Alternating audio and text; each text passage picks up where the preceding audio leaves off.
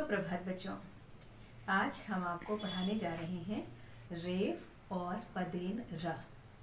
ये नए शब्द हैं आपके लिए, लेकिन जब आप इन्हें समझ लेंगे तो बहुत ही आसानी से आप इनको लिखना भी शुरू कर देंगे।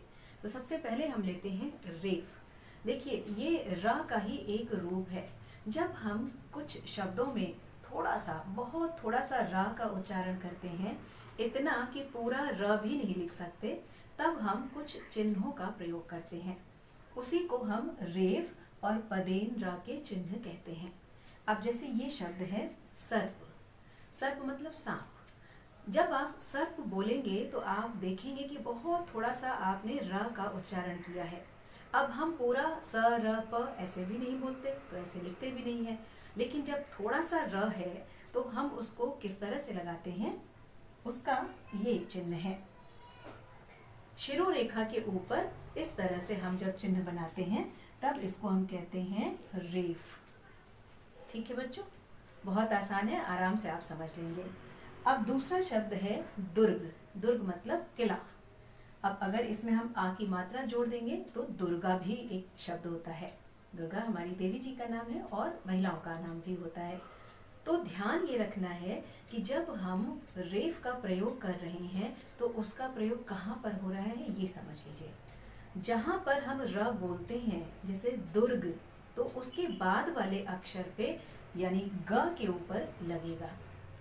जैसे आपने दुर्ग बोला तो ग में चूंकि दो इस तरह से है, तो जो आपकी खड़ी पाई है उसके ऊपर ये मात्रा लगेगी दुर्ग या सर्प, या अभी आपको हम मेधा में पढ़ाएंगे तब उसमें भी आपको बहुत सारे शब्द मिलेंगे। तो ये हो गया रेफ, यानी जो शिरो रेखा के ऊपर लगता है। अब पदेन रा। पदेन मतलब पैर में। अब पैर जैसे व्यंजनों के पैर तो नहीं होते, लेकिन हम समझाने के लिए आपको बता रहे हैं कि र का जो चिन्ह हम व्यंजन में नीचे लगाते हैं उसको पदेन रा समझ सकते हैं। जैसे कि ये शब्द है आपका क्रम। क्रम मतलब सीरियल ऑर्डर में, जैसे हम लोग कहते हैं ना क्रम से लिखो। अब क में जब आप इस तरह का चिन्ह लगाते हैं, देखिए थोड़ी तिरछी लाइन, तब इसको हम पढ़ेंगे क्र। अब इसमें भी र बहुत थोड़ा सा है तो हम र पूरा तो लिख नहीं सकते, तो इस तरह से लिखते हैं क्र म क्रम। अब प में अगर आपने पदेन र लगा दिया तो ये बन गया प्र।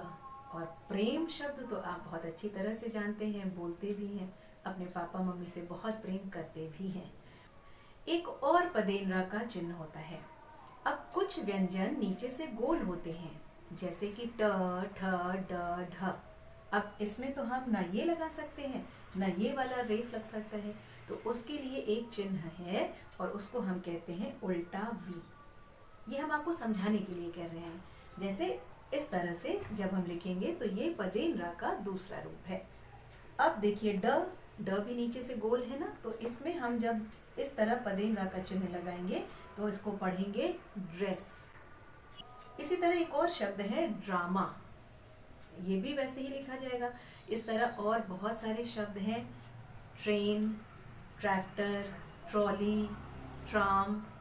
इस तरह आप जब बच्चों बार बार नए नए शब्दों को पढ़ेंगे ना तो आपको भी बहुत मज़ा आएगा। तो चलिए जल्दी से अपनी मेधा निकाल लीजिए।